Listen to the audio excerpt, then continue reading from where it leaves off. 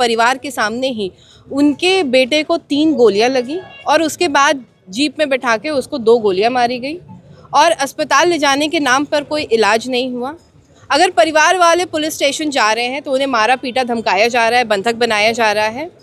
और क्योंकि परिवार वालों को ज़्यादा जानकारी नहीं है कि वो FIR शीट की, भरत भूषण जी ने मरने से पहले ही कहा था कि मुझे अगर कुछ होता है तब भी हमारा फ़ोन उनके हाथ मत लगने दीजिए।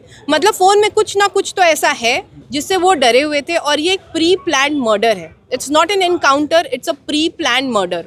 और अगर बिहार की सरकार सोचती है कि बिहार को यूपी मॉडल पे चलाया जाए तो उनको बता दूं कि अगर कौवा हंस की चाल चलने लगता है तो वो अपनी चाल भी भूल जाता है। तो उनको ये पता होना चाहिए कि वो क्या कर रहे हैं और एटलीस्ट रिस्पॉन्सिबिलिटी लेने की बात है।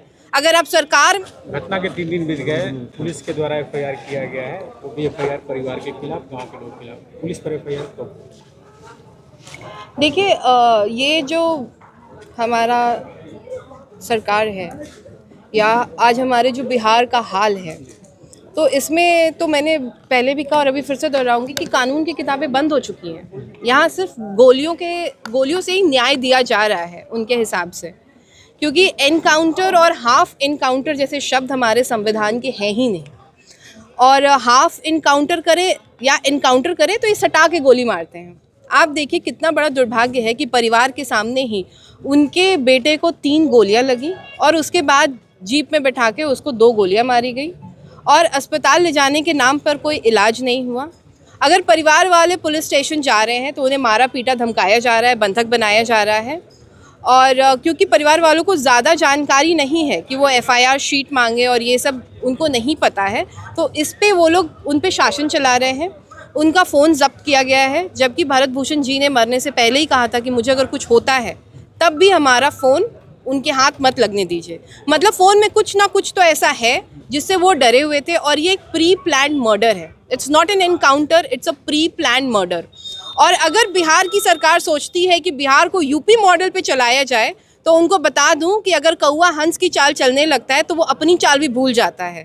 तो उनको ये पता होना चाहिए कि वो क्या कर रहे हैं और एटलीस्ट रिस्पॉन्सिबिलिटी लेने की बात है। अगर आप सरकार में हैं, सत्ता में, थोड़ा तो रिस्पॉन्सिबल बनिए, कुछ तो रिस्पॉन्सिबिलिटी लीजिए। अगर कहीं और ये घटना होती है तो वहाँ के CM जाते हैं मिलने के लिए परिवार वालों से, उनसे मुआवजा की बात करते हैं या उनको रिलीफ देते हैं, लेकिन यहाँ तो ऐसा कुछ नहीं हो रहा है। CM नहीं आया, लीडर ऑपोजिशन भी नहीं आया, क्या तेजस्वी यादव वापस आ रहे हैं? यहाँ पे बड़ा मामला है जी। वो आएंगे, मुझे लगता है अभी वो है नहीं यहाँ पे, और जब वो आएंगे तो वो डेफिनेटली यहाँ पे आएंगे। और दूसरी बात ये है कि जो सरकार में बैठे लोग हैं वो इसको प्रोटेक्ट करने की कोशिश कर रहे हैं, जो कि नहीं होना चाहिए। ये तो गलत हो रहा है ना।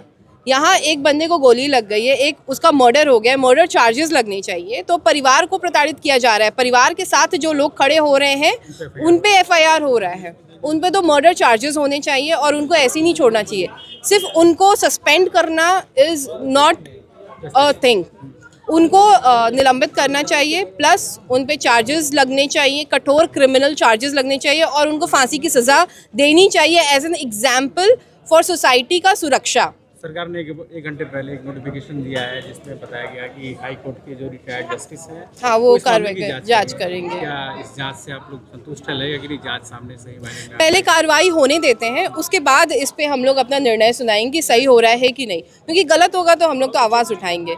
लेकिन आज जो ये घटना हुआ है, पूरे बिहार के लोगों के मन में एक डर का माहौल हो गया है, इसलिए कि कोई भी अगर समाज सेवी है, जैसे मैं खुद अपनी बात करूं तो बाढ़ में मैं लोगों की मदद करती हूं, पेपर लीक पे, नीट पे सवाल उठाती हूं, अधिकारियों से मिलती हूं, ज्ञाप्ति देती हूं मैं।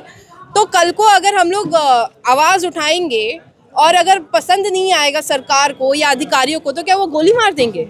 ये कहाँ का लोकतंत्र है? लोकतंत्र हमें पूरा का पूरा इजाज़त देता है कि हम सवाल पूछ सकें, हम धरना दे सकें, हक की लड़ाई लड़ सकें। आप देख रहे हैं नीट पेपर लीक में जो एक छात्रा के साथ जो दुर्घटना हुई, उसका अभी तक किसी को पता नहीं है कि कौन था आरोपी, उस पर क्या कार्रवाई हो रही है, बस वो ख़त्म। आप परिवार से मिलकर, परिवार के लोग अभी भी भय के माहौल में जी रहे हैं? वो अभी भी बहुत भयभीत हैं, क्योंकि उनके जो छोटे वाले भाई हैं भरत भूषण जी के, उनका भी मोबाइल जब्त हो चुका है। उनकी माता जी बहुत ज़्यादा सदमे में हैं और रो रही हैं, उनकी भाभी भी बहुत सदमे में है। मतलब पूरा परिवार खौफ में जी रहा है, उनको समझ में ही नहीं आ रहा है कि आगे हम करें तो क्या करें।